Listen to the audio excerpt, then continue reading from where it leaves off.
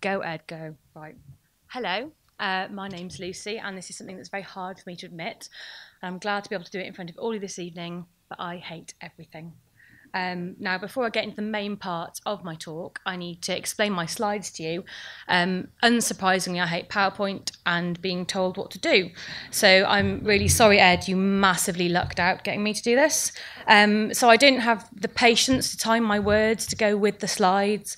And so basically what you're going to see behind me is just a kind of random series of things that generally annoy me about life. They don't really bear an awfully massive relation to the words leaving my mouth. So on with the talk. As I said, very difficultly, my name is Lucy Cohen, and I hate everything, including Crocks. This may seem like an incredibly negative statement, and maybe it is. But what I'm going to do is explain why this is a good thing. I'm not actually a negative person. I generally have a pretty positive outlook on life, but my default position on things is to hate things until I'm convinced otherwise. This all started about 9 years ago when I first went into business. Now, as some of you here may know, when you first get into business and you're a startup company, people are very, very interested in you. And as a naive 23-year-old, I thought it was great that everybody was so fascinated by me and what I did. As a slightly more cynical 32-year-old, I realised that people were now just trying to flog me stuff. Another thing that happens when you go into business is you start attending lots of networking events.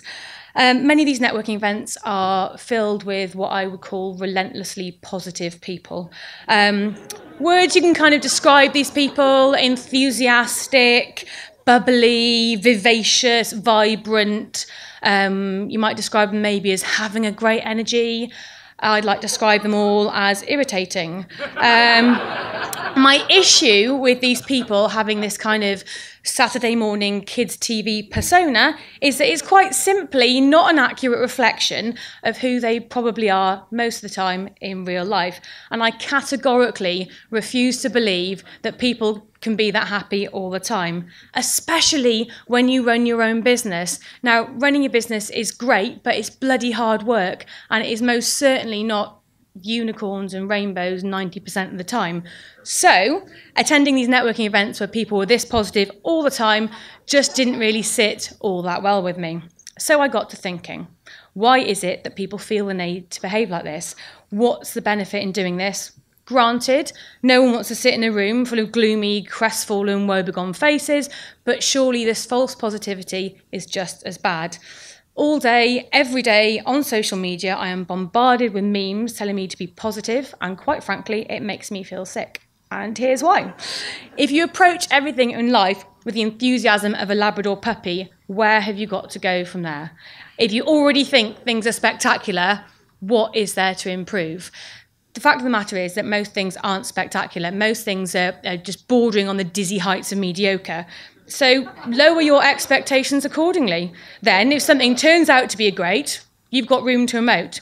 The benefits of approaching the world like this is you don't waste your valuable energy on things that, quite frankly, aren't all that great. It also means that if you become a default hater of things, you actively look for ways to improve your life. You'll end up being happier by hating stuff. For example, I hate being told what to do, so I started my own business. I hate being told what to wear, so I work for myself where, in the words of one of my staff who's over there, I dress like one of the raggy dolls. I am happier despite the constant mocking of my outfits.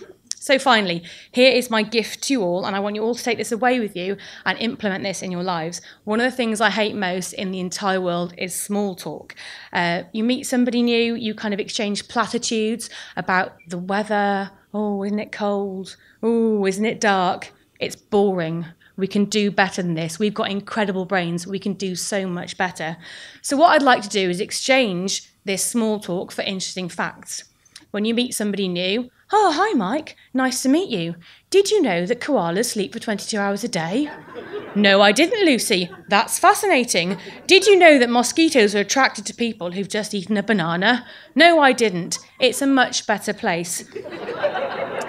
What I've done there is proved that if you hate something, you can change it. So go out there, find some things to hate, and make the world a better place. Thank you.